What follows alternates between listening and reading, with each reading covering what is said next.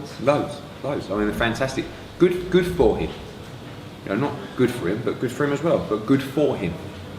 You know, and whatever you think of the situation, he has had an absolutely horrific time. Horrific, right?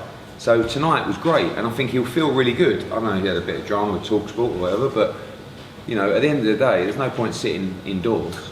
You've got to go out in front of everybody, and that's what he done tonight. I think he'll have a spring in his step. Eddie, I'm sure you've seen the article from The Guardian today, who have actually talked about your conduct in the past in regards to previous drug tests, Chavez Jr., Demetrius Andrade, Joe Saunders and everything else. Do you want to give a response back in regards to that? Yeah, I mean, it was a hatchet job for Don McRae. I've already written to him, because it was a snide piece. Because he never asked me for a comment based on what people had said or incidents. He came up to me on a few separate occasions. If you want to talk about the Chavez fight, Chavez was not my fighter. The contract was not signed for Chavez against Danny Jacobs. Nevada Commission turned up to test Chavez, who hadn't signed any agreement for the fight, wasn't under any testing program, and basically said, "What are you doing here?" And said, "I'm not being tested, I haven't even signed the contract. Not my fighter, not my responsibility." From there, Las Vegas had an investigation. Chavez said, "Whatever, I'm not fighting in Vegas, you can all do one." We made the fight in Phoenix, and he didn't want to work with Varda. So we asked for a reputable body, and I asked for the opinion of Victor Conte, who now seems to be this saviour of sport, biggest drug cheat in the history of sport, and now seems to have a vendetta against me. I've never even met him. So, you know, Leon Margolis, I texted him earlier, he said some nice words. He said, "I'm the most arrogant, hated man in the industry." He texted me, he goes, "But I do like you, they're all snides." Do you know what I mean? But that article was a joke, because he never even asked me to comment on what was said. And that's why I deleted his tweet, if you go and check what Don McRae did. He's a fantastic writer. So that's that situation. What was the other situation?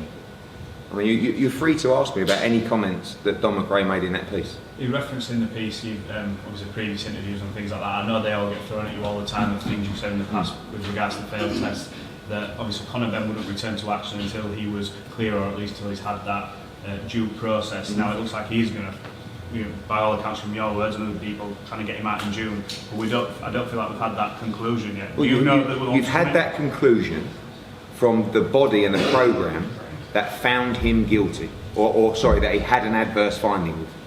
He went through that process. I said to Robert Smith tonight, "We need to meet ASAP." I said, "Do you want to try and move forward with this or not?" Not really. Like, I don't feel like he'll get any kind of fair crack of the whip, to be honest with you. But nothing changes, in my opinion, of Varda. Like, they are the premium testing agency. But at the same time, he went to the people who control the testing. They have reinstated him in the rankings. The commissions are happy to license Conor Benn to move forward to fight because of the process that he went through with the WBC. Should he go through the process? I don't know how many times I have to say this. Should he go through the process with the BBFC? Yes. Can we get them to everybody drop their ego and sit down and have a sensible conversation? I hope so. I asked Robert Smith tonight to do that. Hopefully he comes back to me and allows that ball to start rolling. Maybe that's the clean boxing programme test from the first test. What about the second test? The second test is a VADA test as part of the camp, and WBC ruled over that as well. They've been in a situation where they made a ruling, reinstated him. When we spoke to the British Boxing Board of Control during this process, they told us that we acknowledge. I said to Robert Smith said to me, "We don't acknowledge UK VADA testing, so I don't know what we're going to do." This is probably why they took 5 weeks. They should have had a hearing during that process. When Dillian White failed a test, and UCAD, yes, Rob, we know, they had a hearing within 2 days. Yet they had that information for 5 weeks and didn't have a hearing. Now they want to have a hearing. I agree. I think they should have a hearing. Robert Smith said they used to serve with a cease and desist on the not from us. From Conor Benn? No, he had WBC confirmed to the British Boxing Board of Control that under the process, the test results are confidential. That has nothing to do with making a decision. The ruling that the British Boxing Board of Control came up with was that it's not in the best interest of the sport. They could have made that decision on the day. You tell me. They've received 2 failed tests. Should they have stopped the fight when they received that information? In my opinion? Yes. Yes, but I didn't get served with a cease No, and desist. No, Rob, a cease and desist. You've got a decision to make. They made their decision under that ruling. That ruling is so wide, they can make that decision at any time they want. What you say? They're scared to make a decision? It's bullshit. Anyone else? For the 8th month, for every day for 8 months? Do you feel like there's a bit of a witch hunt against you? You've obviously defended yourself on TalkSport. You mentioned then there's articles been written about you. From your point of view, do you feel like sort of... What do you think? Asking you. What do you think? Asking you. There was an article today, there wasn't one mention, I'm not even going to say, I mean, you know, you lot know.